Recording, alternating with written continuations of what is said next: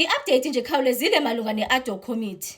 Hayi ke babe ne-meeting yabo yokuqala ka-2026 apho bebeplana khona into yoba iprogram yabo bazayiqhuba njani, zeziphi witness ezibalulekile kunezinye okumele zivele kuqala kunezinye, nomcimbi wama-date. Hayi ke uvelile u-evidence leader nento ethi uPaul Solomon noBrown Mokgotsi bathi bayoyika ukuzovela ku-ad hoc committee in person for security reasons. So nyoba bafuna ukuyenza virtually ke, but ikhona into ethi kusamele into bayodibana namagqwetha wabo.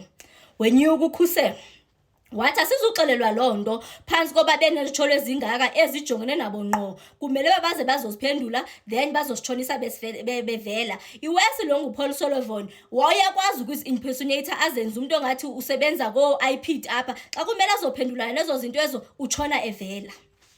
Wabuya uSikhosana wathi kanti ndinqinelana naye uKhusela, simfuna apha uPaul Solomon akakwazi into yoba athi ejongene nento ezinje asitshonise evela. Wangezelela ke ngoku uSikhosana ngento ethi ndiyanibona nimane nithetha ngayo yonke lento, aniwuthatha umcimbi wama-judicial wama-judge phansi koba nawo enezitholo zawo ezijongene nabo, sibafuna apha nabo. Ayithatha phansi kwalonto kweza zitholo ke zoba bazistrikewa off i-cases zika Paul Solomon. uPaul Solomon ufumana ama-privilege oba kuthiwe before yo-arrestwa kumele aphiwe u-48 hours nani. Lo judge eyiphisana ngento ezifana nezo makasazophendula into yoba yinto esuspicious, umkhubani lowo akathi wawenza xa kephanda ngejaji ngento ezifana nezo. Wabuya usibonele uvumelana nabo bonke bebevumelana ke kwezinye izinto. Uvumelana nabo wangezelela usibonelo ngento ethi kuzawufuneka into yoba even abanye sebevelile baphinde babuye for round 2, especially abafana noBhekicele phansi koba Bhekicele ufikile apha wathetha into akazithethile ngoKhet Matlala, sabheke eKhosi Mampuru uKhet wathetha into akazithethayo naye etshola uBhekicele malunga nomcimbi noba lalo wemali babeke sipha uBhekicele imali mele aphinde abuye athini. Hayi ke wabuya omnye uShongwe, hayi bafethu uShongwe umchazile.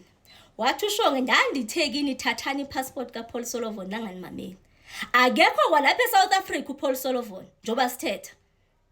Zange ninimameli. Sihleleleni iSouth Africans sifuna ukubona ama-arrest. Sihleleleni ngoba ubungqine esinabo singabe siphushela into yoba maku-issue ama-arrest. Mababanjwe abantu kuthi kuxoxwa yonke lento leyo, singabe siyichitha ixesha ukwegqitha ixesha sesilichithile ngoba bazaze bafumane nendlela zokuthi babaphunyuke.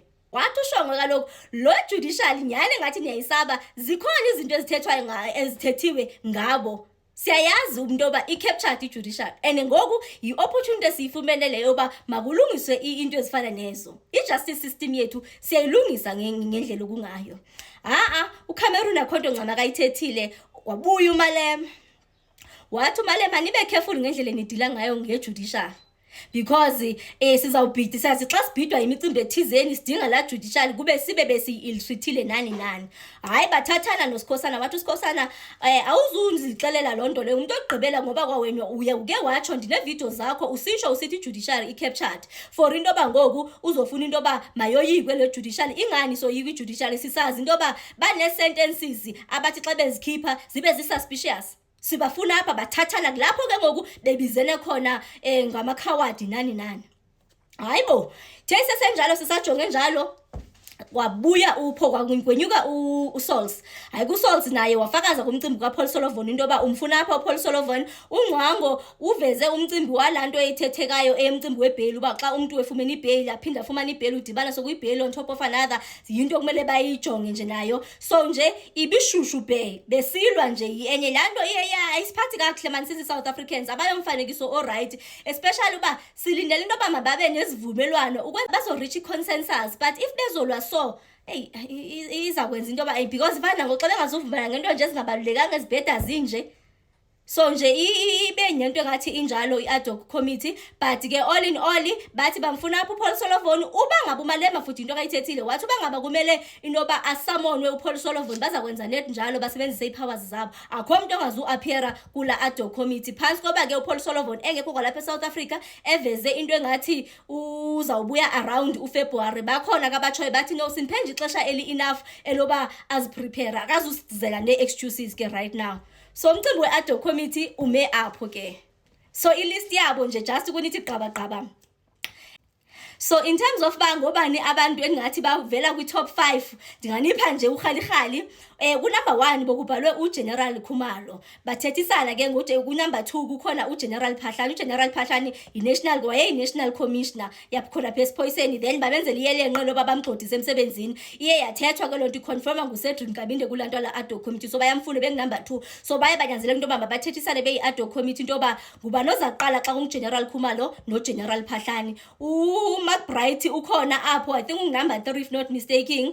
Kukhona number 4 nguJulius Mkhwanazi, number 4, and yeah, the list just goes on. Che, I think when I'm covered kulama inputs akhona, but kube kuyiphutha elikhulu kakhulu futhi che uma singake senze lento efunwayo lo baba bathi uPaul O'Sullivan. Ngeke ngasho before sivala ngathi ithatheni ipassport yalo muntu ngoba uzobaleka, and indeed now we are told ukuthi useLondon.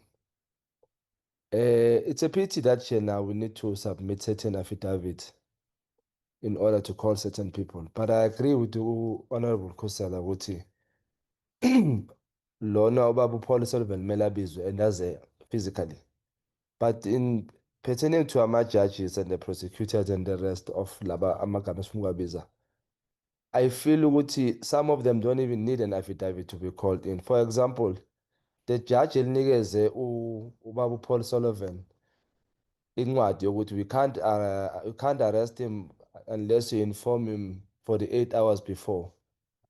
That judge needs to see us. Kunenkulumo emele asixoxele yona. Number 2, the same matter yaka Paul O'Sullivan is struck out of the roll, the document that you got last night. Those allegations against him were struck off the roll. Mawifunda leyanto, it's so suspicious kakhulu. Naloyo judge loyo naloyo prosecutor, they need to see us bazosixoxela ukuthi yini lento labayenza. Ayifune affidavit ke le chair, if I may say. So I think I would propose to chair and the committee that I know that we are pressed for time and we are supposed to finish in due time in February. However, we won't be doing justice to the South Africans. South Africans want people to be arrested. And I would suggest ukuthi we arrest the few that we have done. We are done with this banenkinga sibafake nje ejele sibatholile indawo zokulala babe right. But we can't miss a space where we further probe these things esesizitholile masifika la phakathi. There is more that came when we were already in session where we ad hoc. There was less that we understood before we went in, but now more has come. And if you check lesikhathi esisibekile, some people might find indlela yokusibalekela. There's a lot that we need to probe. We've discovered that this ad hoc committee is a necessity. And fortunate for it, I found nale any commission. It doesn't waste money. It doesn't require too much money to ukuthi isebenze. However, it's a huge benefit to South Africans. We've uncovered a lot of things thanks to General Mkhwanazi. We've uncovered izinto ezidinga ukuthi siziphi isikhathi siyihlasele. So I propose ukuthi let's either again ask for more time, but while sicala ngalaba sibabophe sibacede laba, so that we show ukuthi sizimisela ukusebenza. And we are not just the other administration not saying bebangasebenzi, maybe bebasebenza, but we want to deliver results with my South Africans. So I propose that 1, let's further look at this into yesikhathi, and 2, I agree with akuqale uGeneral Phahlane personally. Why? Because ama allegations waka Paul O'Sullivan and the likes are coming from General Phahlane. The fact that he uzenze ilokhu member ye-IPID comes from General Phahlane. So it indeed General Phahlane should be the person to start. I'm not sure whether I agree with ukuthi makanikezwe isikhathi esincane for 1 day. What if there is more that needs him to give us into eziqinile about these issues of ubaba lo phethe country to Paul O'Sullivan, because seems like Paul O'Sullivan is the president of this country, goes and does whatever.